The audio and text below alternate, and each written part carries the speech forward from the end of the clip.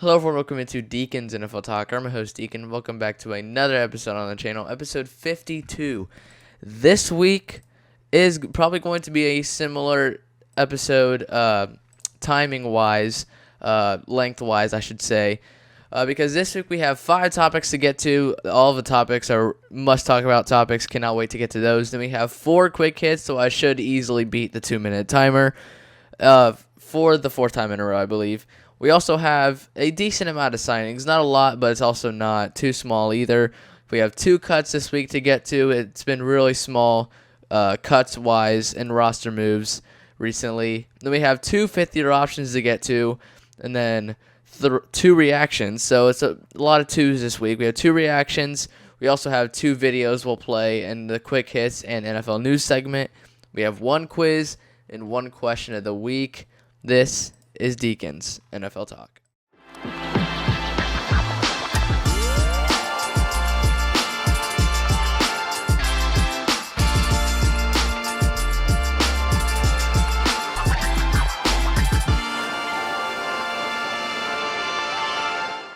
Alright, we're going to jump right into this one. So to start off, we are starting with the main topic this week, and some of you may have guessed it, but we are going to talk about Julio Jones retiring from the NFL after 13 seasons. Obviously, one of the greatest careers that I've ever watched as a young NFL fan. And the first play, we're gonna start this off with a clip. The first play I ever watched of Julio Jones was undoubtedly one of the best of his career, and it's not the head top of when he had like a 70-ish yard touchdown, and he jumped over the defender, put his hands over the defender's heads, and ultimately caught the ball and scored a touchdown. But this actually is a play that happened in the Super Bowl LI, where they obviously blew that lead. But it's a toe tap catch that I'm talking about. So I'm going to play it here. This is the first play. I didn't watch this live, but I was about probably 7 or 8 years old, and I cannot count how many times I kept rewatching the highlights of this game. I mean, it was insane. I watched this probably 50 or more times, and it's one of the most memorable plays of Julio Jones' career, and it's literally stamped in my brain, and I will never forget it. I'm going to play it right here. 2nd and 9, less than 5 minutes to go. It's 28-20. Matt Ryan drops back, scrambling, thought about running it, throws it, launches to Julio Jones, and makes that toe tap catch. One of the greatest plays of his career, in my opinion, that I've actually seen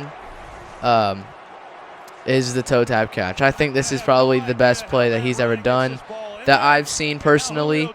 I had never heard of the head top catch until I saw it recently.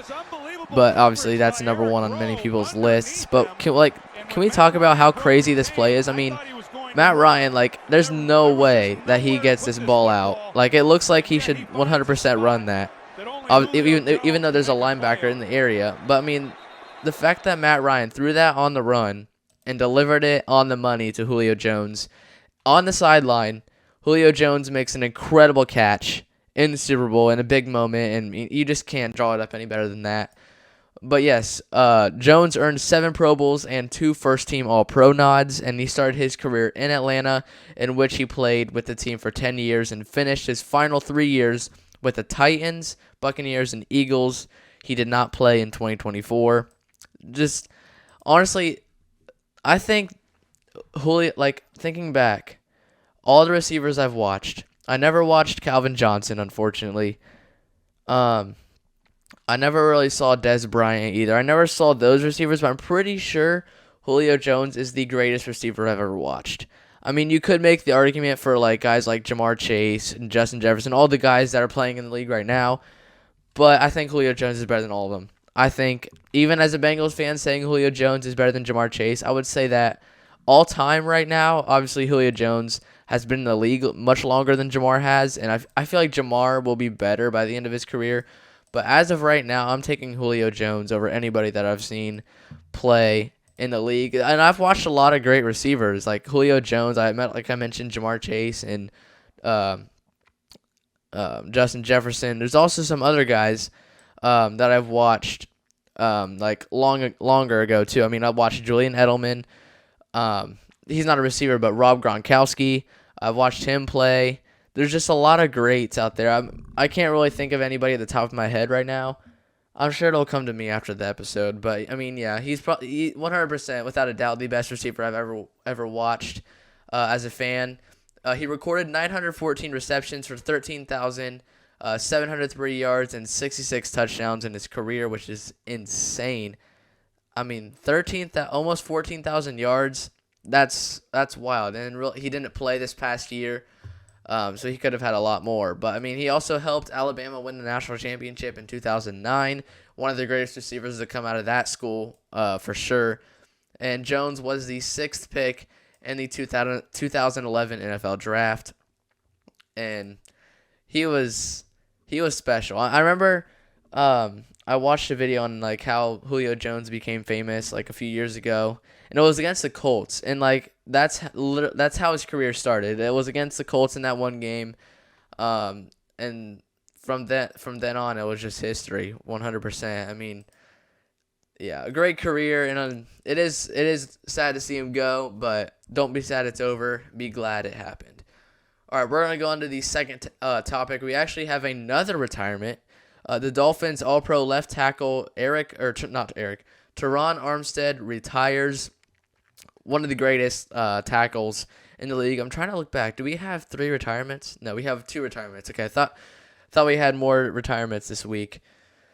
But, I mean, yeah, Armstead retired after 12 seasons in the league, playing for the Saints from 2013 through 2021 and the Dolphins from 2022 to 2023. So, yeah, had a really short stint with the Dolphins.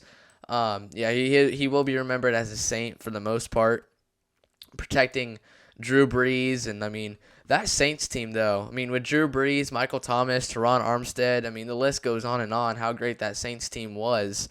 And one of the greatest left tackles in the league. I don't have a doubt that him or Julio Jones will go to the Hall of Fame. They'll both be Hall of Famers, 100%. But Armstead earned 5 Pro Bowl selections. Only Laramie Tunsil, Trent Williams, Tyron Smith, and Lane Johnson have more in a 12-year span.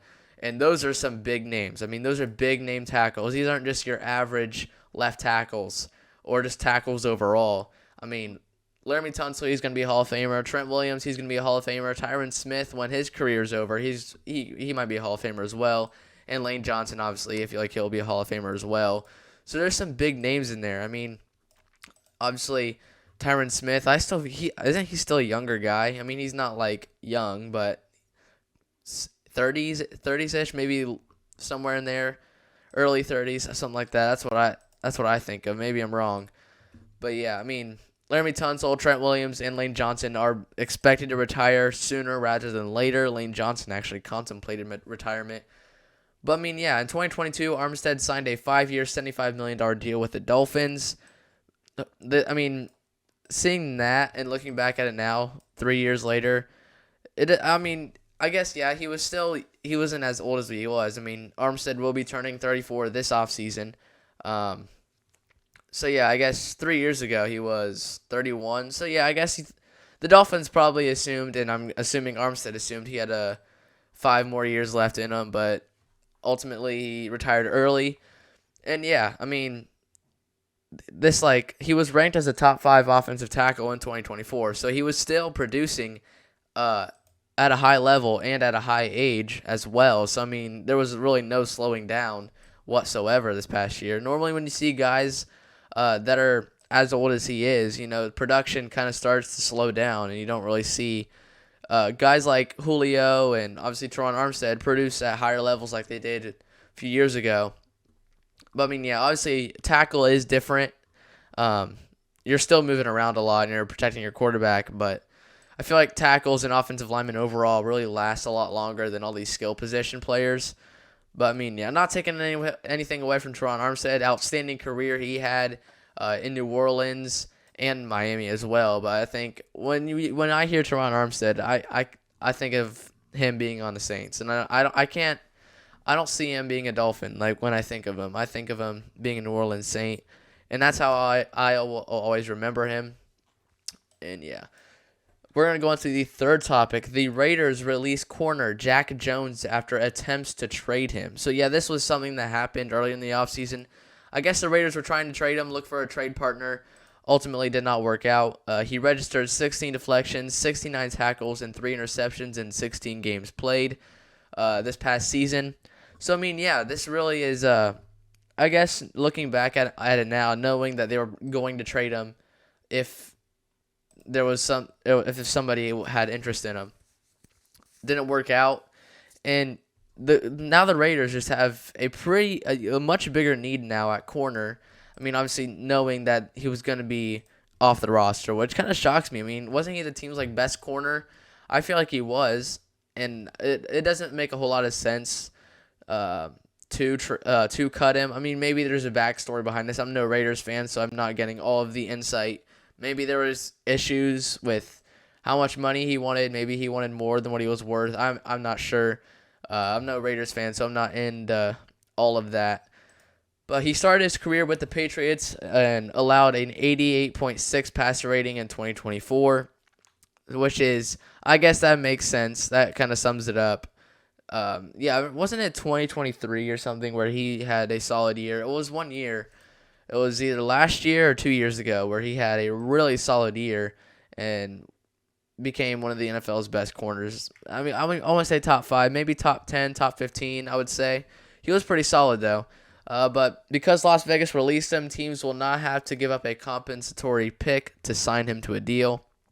I guess that was something that was going to happen if a team ended up taking him and adding him to the roster. I'll be interested to see where he goes. I would not be shocked if the Patriots brought him back because they have a need other than Christian Gonzalez, who's solidified as their long-term solution. I would say adding Jack Jones could definitely give him a solid corner duo if he can return to his not all-pro form, but better form, I should say, at some point. But yeah, we'll see what happens. Sorry if I'm talking a little bit funny. I just got some new braces stuff, so it's a little bit harder. I'm getting I just forgot the name of them. Oh, well, I'll get to that in a bit, but yeah, it's a lot harder because now I can't raise my, talk with my mouth going further down, or opened more, I should say. So, I mean, it's a little bit harder, but we're going to get to the second to last topic. The Titans agreed to cancel a private workout with Shedeur Sanders. This, I honestly did not see coming at all. I mean, this happened after many members from the Titans attended the Colorado Buffaloes Pro Day, which included Titans GM Mike Borgonzi, their president of football operations Chad Brinker, and offensive coordinator Nick Holes. The first thing I saw this, whenever I was reading about this and writing about it, all the 3 big members of the Titans were there, except their head coach Brian Callahan. He was not in attendance for the Colorado Pro Day, which kind of shocked me. That's the first thing I thought of whenever I read this. I was like, was Brian Callahan not in attendance? I even looked it up, making sure. I was like, there's no way he's not here. I mean, there's no way he's not attending that. I mean, maybe he was out attending the Miami Pro Day, which Cam Ward is obviously there. So maybe he was out doing that. I don't know what he was doing at that time. If he wasn't doing anything, that kind of shocks me. I mean, maybe he was busy and something like that. I could be wrong. There might be another story to this. But yeah, I was shocked when I saw that he wasn't there. I really was. But after this, it seems more likely than ever that the Titans will stick and pick quarterback Cam Ward with the number 1 overall pick. Earlier, before all the Cam Ward hype to the Titans, I mean, this really, the Cam Ward of the Titans hype has really come on in the past month. A few months ago when I was doing my first mock draft, and I'm still working on it, actually. I am stressing a little bit, though, if I'll get it out before next week. Next week, I want to reveal my mock draft, but it's not done yet. I'm currently working on the Broncos pick right now. So hopefully we can get that out. I have another 13 picks to go, including the Broncos. But, yeah, I had Abdul Carter going to the Titans originally when they said they wouldn't pass up on a generational talent. And now it's completely changed over the past month with Cam Ward getting an immense amount of hype to the Titans. And it feels like more likely than it's ever been. But yeah, the Titans attended both Colorado and Miami Hurricanes pro days, and Tennessee held a private workout with Cam Ward a few weeks ago. I feel like it's just a lock. It's gonna be like the Caleb Williams pick. Like they're gonna take forever. They're gonna use up 7 minutes of time and pick Cam Ward. Everyone knew that. Like last year, like I don't understand. I guess suspense is kind of plays a role in that. But dude, just pick the guy everyone knows you're gonna pick. Like last year, Caleb Williams was a sure lock pick, like 100% locked in pick, and the Bears waited like 7 minutes to put it in. Obviously, it was probably for like the analysts to talk and everything, obviously. But dude, like last year when the Bengals picked at pick 18, it was like 10:30 or 10:45. It was almost 11 o'clock here, and it's just annoying. Like, can we like not waste so much time? We all know what you're gonna do. And even the analysts last year were like, they really don't have much to talk about. They were just like, yeah, Caleb Williams is going to the Bears and blah, blah, blah. But yeah, I think this year is going to be similar. Number one overall pick-wise, I think Cam Ward is a sure lock to go to the Titans at number one. This draft class, though, is really different compared to last year. There's not a must-have talent in this draft class outside of maybe Cam Ward. You could put him in the argument, and Abdul Carter, and obviously Travis Hunter. But yeah, it's a little bit shocking that they canceled a private workout with Shedeur Sanders. Shedeur is actually projected to go anywhere from the Browns at number 2 to the Saints at number 9 to the Steelers at 21 and to the Rams at 26, which is a large window for Shedeur to go. Honestly, and we're going to get to this next topic, the Browns signed Joe Flacco to a one-year deal, $4 million deal. The 40-year-old returns to Cleveland. Now it seems like the Browns are going in a different direction, and they could go with Travis Hunter or Abdul Carter. And the Giants are in the conversation to go to the Giants. Like, Shedeur Sanders is in the conversation to go to New York. But with Russell Wilson, Jameis Winston, that also doesn't seem like 100%. So I would not be shocked if we fell to the Saints. I would also not be shocked if we fell to the Steelers. But yes, it was a good segue to the next topic. The Browns are signing Joe Flacco to a one-year deal. He returns to Cleveland since he was with the team in 2023. It's a $4 million deal that includes up to $13 million in incentives, and Flacco joins a quarterback room that includes Deshaun Watson and Kenny Pickett. So yeah, really a solid quarterback room. I mean, Deshaun Watson says he's going to be better than ever once he returns. I honestly don't believe that at all. I mean, he doesn't really have much. He doesn't have that many years left on his current contract right now, so I would not be shocked at all if Cleveland moves on from him in the near future. But yeah, Flacco will likely compete with the starting role with Kenny Pickett as his competitor, since Watson is expected to miss the 2025 season after re-tearing his Achilles. He is still recovering from it from when he tore it last season. So I mean, yeah. Do I feel like the Browns could 100% go with a quarterback in the draft? Yes. Do I think it's going to happen? Not anymore. I mean, Joe Flacco has probably changed their draft outcome for their first-round selection with this signing. I mean, Kenny Pickett, I mean, you could make the argument that he could be the starting quarterback before this even happened. But now, once I saw this pop up, when I looked it up, and I was restarting the tabs and everything of NFL news that I had, and I saw Joe Flacco bringing Joe Flacco to the Browns and everything. I was like, they might draft Travis Hunter or Abdul Carter, and it seems more likely than ever that that'll happen. So yeah, I mean, in 2023 though, when he was with the Browns, he led the team to the playoffs in a journey that started in late November, where he threw for 1,616 yards, 13 touchdowns, and 8 interceptions in 5 games. He eventually won Comeback Player of the Year, the oldest to do so since Jim Martin in 1963. Both that won that award were both 39 years old. So that is crazy. That is crazy that he did that. Pretty cool though as well. But yeah, I think it'll be a good competition between Pickett and Flacco. If I had to predict who will win that quarterback battle during the summer, I would not be shocked if the two kind of went back and forth week to week, kind of like what we saw in Indianapolis, where Anthony Richardson started first few games, then they benched him, and Joe Flacco comes in, starts a few games, and Anthony Richardson comes back in Anthony Richardson injures himself, and then Flacco starts again. I feel like that's kind of how it'll end up. If I was the Browns GM, or Browns whatever, whoever decides the starting guys, I think it's a GM, I would say let's see how they perform, and if they both perform pretty I can't talk.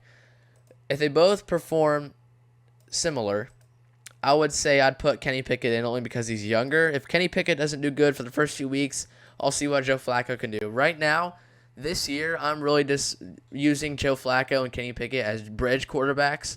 I think after this year they'll keep Pickett on the roster. He'll be a good backup quarterback if Joe Flacco retires. But yeah, we'll see what they do. I feel like this is a good year to build on and build everything else other than quarterback, because next year's quarterback class is going to be stacked, or so it should be. Drew Aller, Arch Manning, who hasn't shown us anything, and people are so hyped up about him. You have guys like, I don't know who else, but there's going to be some really solid quarterbacks come out of next year's class. So I think it's smart to get 2 bridge quarterbacks to compete for the starting role and just draft outside of that position. That is all for NFL news. We are going to go to the quick hits. We have 4 this week, so hardly anything at all. So I should be able to beat this timer. If I don't, point and laugh at me. I really don't care. So, yes, 4 topics. Not really that long ones either. I might as well take my time anyway. So we're going to start the 2-minute timer right now. Chargers signed quarterback Trey Lance to a 1-year deal. The contract is worth up to $6.2 million. Lance will likely be the team's 3rd string, sitting behind Justin Herbert and likely Taylor Heineke.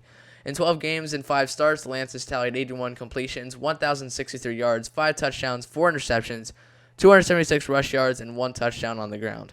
Commanders hire Wes Welker to the coaching staff. Welker will serve as a personnel analyst and will work with the personnel and coaching staff.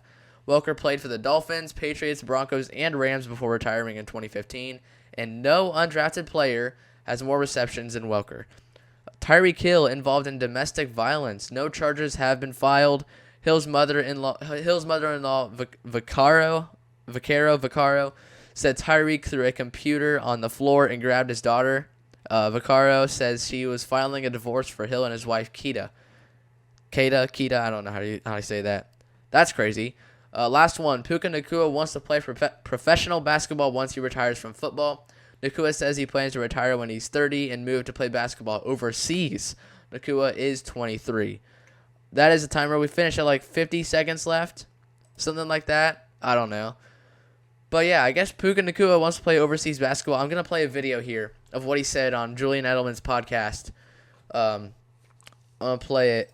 It's how long is it? Like, it's 30 seconds long.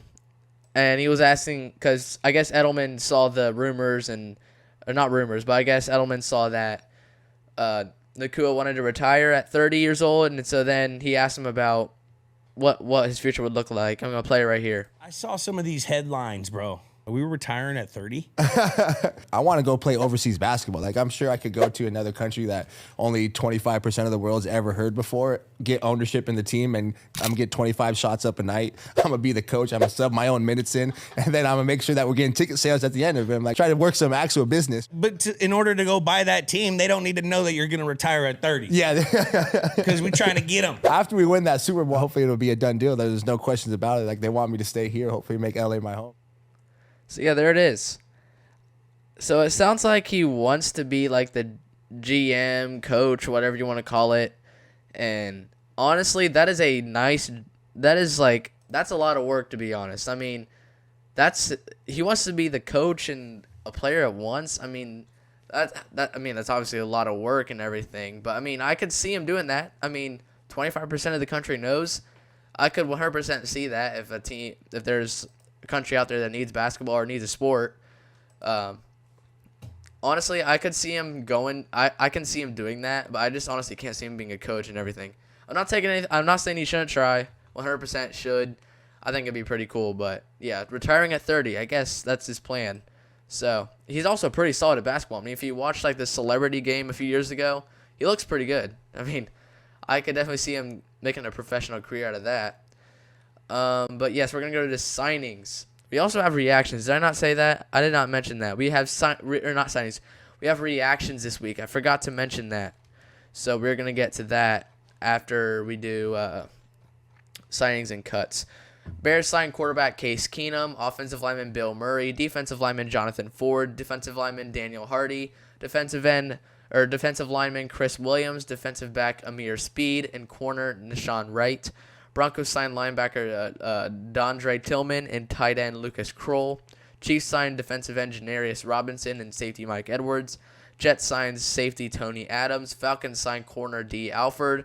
Browns signed tight end Blake Whiteheart and linebacker Winston Reed. Packers signed defensive end Aaron Mosby. Raiders signed guard Jordan Meredith. Defensive tackle Matthew Butler. Defensive end Charles Snowden. Linebacker it's Kana apostrophe I. Kanai Maugwa. I don't know how to pronounce the first or last name. The Steelers signed offensive lineman Calvin Anderson. Texans signed linebacker E.J. Speed. Bengals signed linebacker Joe Giles Harris. Seahawks signed tight end Brady Russell. Cowboys signed offensive lineman Sadiq Charles, or Sadiq, I don't know how to pronounce that. Rams signed linebacker Troy Reeder. And Eagles signed wide receiver Terrace Marshall. That's all for signings. We're going to get to the cuts. Vikings cut corner Nishan Wright, and the Colts cut kicker Matt Gay. That is actually a shocking cut right there. The last thing we have of roster moves, fifth-year options. The Jaguars picked up defensive end Trayvon Walker's fifth-year option. The Texans technically did that with Derek Stingley Jr., but he technically signed an extension, so I guess you can make the argument for that. We're going to go to reactions. Did I mention this? I can't remember if I did or not. But yes, we have reactions this week. So we have two. The first one we're going to get to is Aidan Hutchinson is actually making very good progress since his leg injury he suffered last year. And he's not doing a whole bunch of cuts and a whole bunch of spin moves from what I've seen yet. But he is sprinting.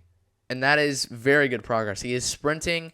He's also making like little curves when he's doing it. So he's not going straight. He's not going a straight sprint. He's actually going kind of like side by side. It's not like cuts, like you're not doing a whole bunch of routes, not like diagonally, but it's like just really small curves, and it's really good progress. I'm actually really impressed. 6 months since his surgery. I'm going to play it right here. It's honestly really impressive that he's already doing this 6 months after the injury happened. I mean, I'm really impressed. I mean, I think he's going to be one of the best edge rushers next year when he's healthy. I think he'll be ready for week 1. I mean, after that video, there's a lot of optimism surrounding him. I think the Lions fans should be really optimistic that he'll play week 1. We're going to go to the last one. This may just be a little coincidence or something, but I saw this from CBS Sports. TJ Watt posts a cryptic message on Instagram. I'm going to pull it up right here. It's him holding up a peace sign. This was posted by TJ Watt himself. No one knows what this means. I don't think it was given any context at all. So who knows? I mean, this could be who knows what's happening here? I don't know what this means. I don't think anyone really knows what this means. I mean, some people say that the peace sign could be signs that he's leaving Pittsburgh. That's the main thing. I mean, when you post something like this, just thinking of the top of my head what it could be. One, it could be that he's negotiating a trade or cut or something. Obviously, I don't think cutting him would help anybody. It could be leaving Pittsburgh. Just thinking at the top of my head, maybe it's just saying hello or something. Maybe he's talking to his fans, but it's like, I don't know. I'm just thinking at the top of my head what this can mean. Or maybe I don't really know what this has zero context on it. So who knows what this means. I'm sure we'll know by the start of next week, maybe. Maybe we'll get some more clarity on it. There really hasn't been much about it since the day he posted it.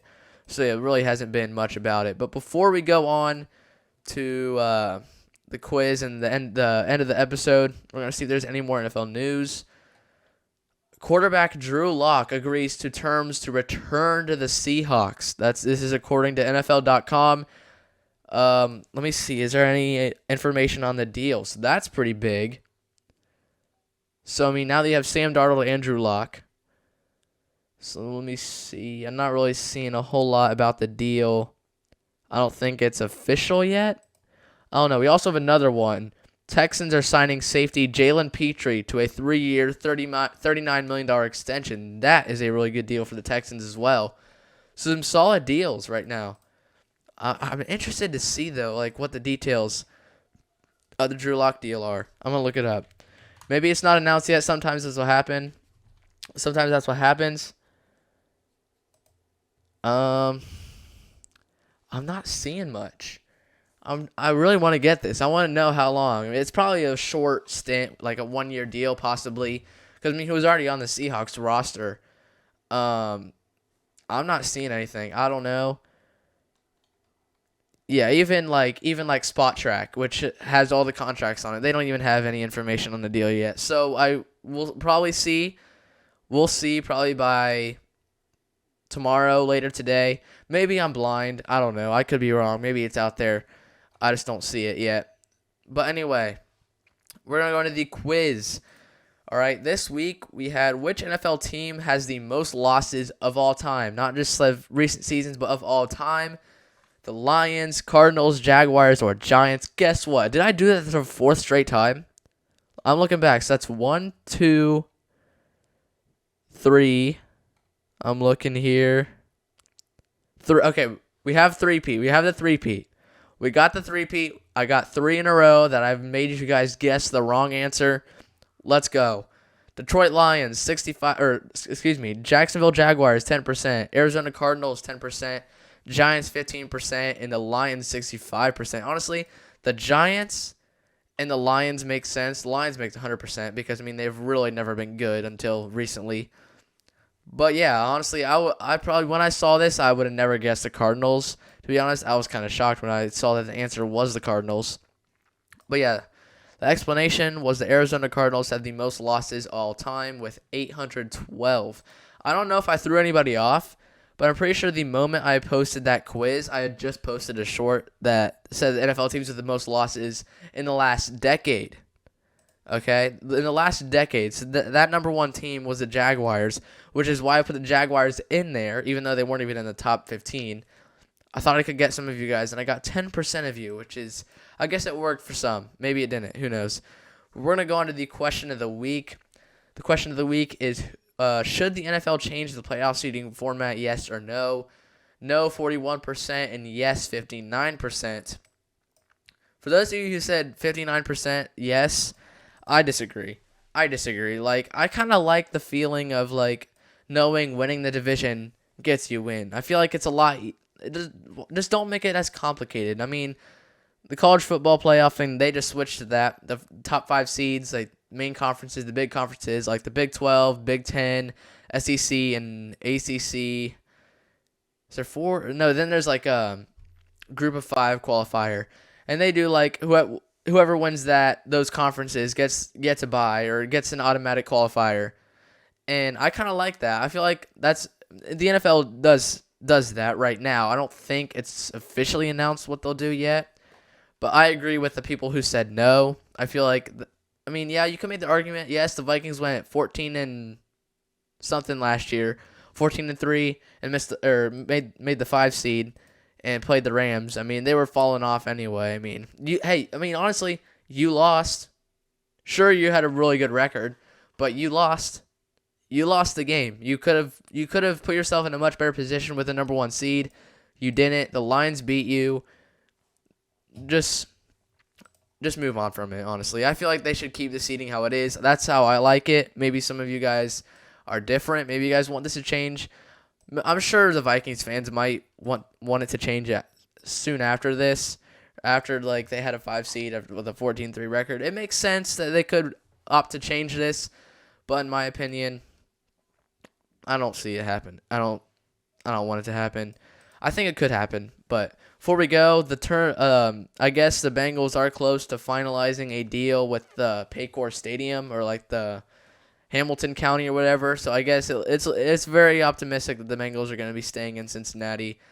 I had a feeling that it was a lie, or not a lie, but I had a feeling that it probably wasn't going to happen. And it looks like we're close to finishing that. just wanted to get that out so we didn't have to talk about that next week, unless they sign a deal next week, which would be awesome because I don't want the Bengals going anywhere anytime soon, to be honest. But yeah, that is this week's episode. I hope you enjoyed. If you did, hit the like, the subscribe button, and the notification button to get notified of every single episode this channel makes. Check out episode 51 last week. The Raiders extended Geno Smith to a 2-year, $75 million extension. Highly suggest you guys check that one out. Similar timing to this one. So if you can watch this one, you can definitely watch that one. But yeah, I'll see you guys next week for another great episode. Hopefully next week I'll be able to get my mock draft out. The moment I'm done with this episode, I'm 100% going to be working on mock drafts. And yeah, hopefully we can get at least one out. If I don't get one out next week, I'll probably get one out on Thursday. But yeah, I'll see you guys next week for another great episode on Deacon's NFL Talk.